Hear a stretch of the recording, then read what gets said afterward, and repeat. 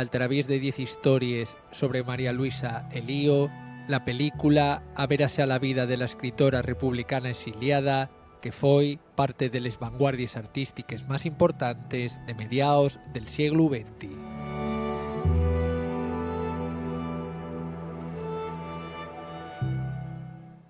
Volver a casa tan tarde es mi última película, es un documental sobre María Luisa Elío, que era una escritora y actriz española que se fue al exilio a México siendo aún niña. Ella es hija como de la generación que se exilió, ¿no?, a México.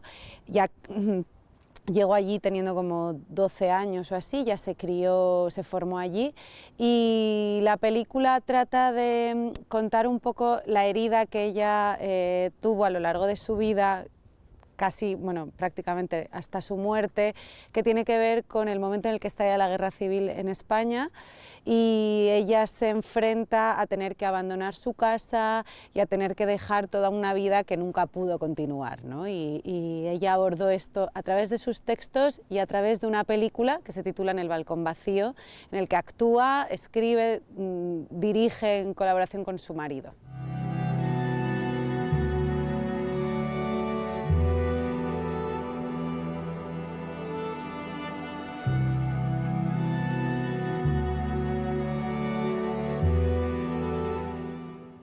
La película surge por una propuesta del Festival de Cine Punto de Vista, que está en Pamplona. Tienen un catálogo de películas que hacen todos los años algún cineasta joven.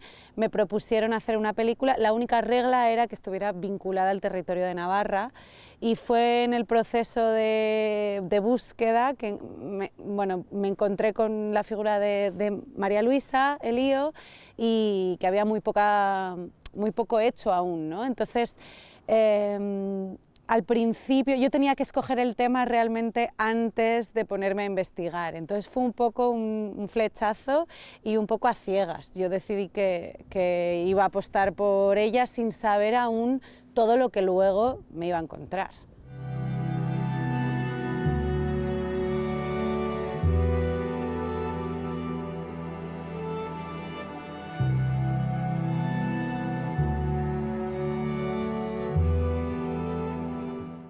En el Festival Punto de Vista me ofrecieron una residencia de 2 meses en el Centro Huarte, en Pamplona, y allí tuve que desarrollar, además del principio de la investigación, un fanzine, ¿no?, como resultado del proceso. Hice un pequeño fanzine dividido en 10 capítulos.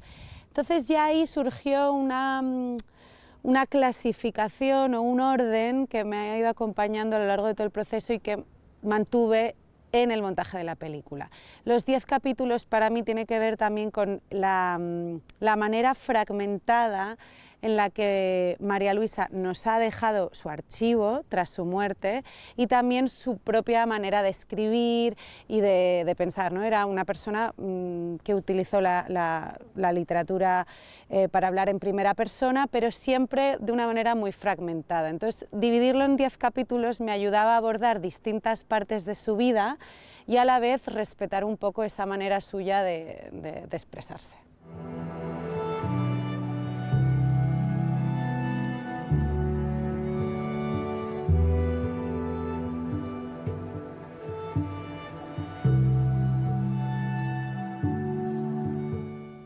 Dentro del legado de María Luisa, lo que me parecía más interesante para abordar cinematográficamente es su película En el balcón vacío, que es una película que escribió, interpretó y prácticamente codirigió junto a su marido, Jomí García Scott, en el año 61. La película aborda la experiencia de María Luisa siendo niña en Pamplona. Entonces recrean la realidad de María Luisa en los años 30 en Pamplona, en México de los 60.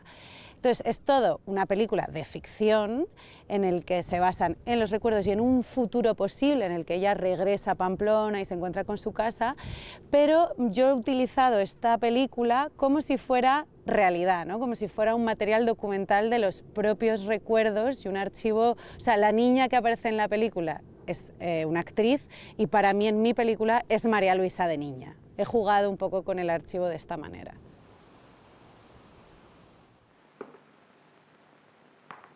cuenta que al ver día tras día la casa cerrada, entendió que ella y su familia seguían estando dentro, viviendo igual que antes de que todo cambiara.